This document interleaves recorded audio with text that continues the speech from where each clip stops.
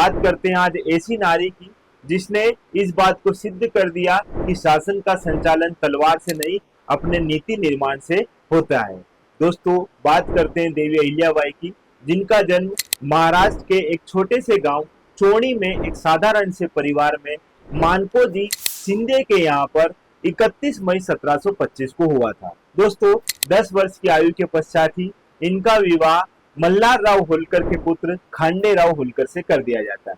रानी को इनसे एक पुत्र तथा एक पुत्री की प्राप्ति होती है, किंतु विधाता कुछ और ही चाहता था और कुछ समय पश्चात ही खांडे राव होलकर की मृत्यु हो जाती है। खांडे राव होलकर की मृत्यु होने के पश्चात अहिल्याबाई ने अपने पुत्र माले राव को अपना उत्तराधिकारी नियुक्त किया और उसकी स्वयं संरक्षिका बनी। लेकिन एक वर्ष के पश्चात ही माले राव को मस्तिष्क रोग हो जाता है और ऐसे में उनकी मृत्यु हो जाती है।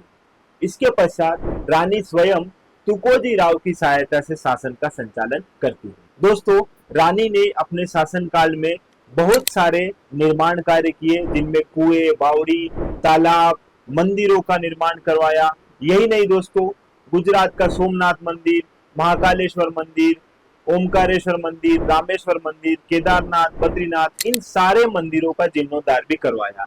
यही नहीं दोस्तों, वाराणसी का प्रसिद्ध काशी विश्वनाथ मंदिर भी देवी अहिल्याबाई की ही देन है। दोस्तों, इंदौर को अहिल्याबाई के जन कल्याणकारी कार्यों के कारण ही अहिल्या नगरी के रूप में जाना जाता है और प्रारंभ में यह इनकी राजधानी थी, लेकिन 1767 में यह अपनी राजधानी खरगोन में स्थानांतरित कर देती है। अंततः दोस्तों, इन्होंने खरगोन के महेश्वर से ही शासन का संचालन किया और यहीं से सारे शासन की बागडोर संभाली। इनकी मुद्राओं पर सामान्यतः नंदी, बिलपत्र, शिवलिंग आदि के चित्र देखे जाते थे।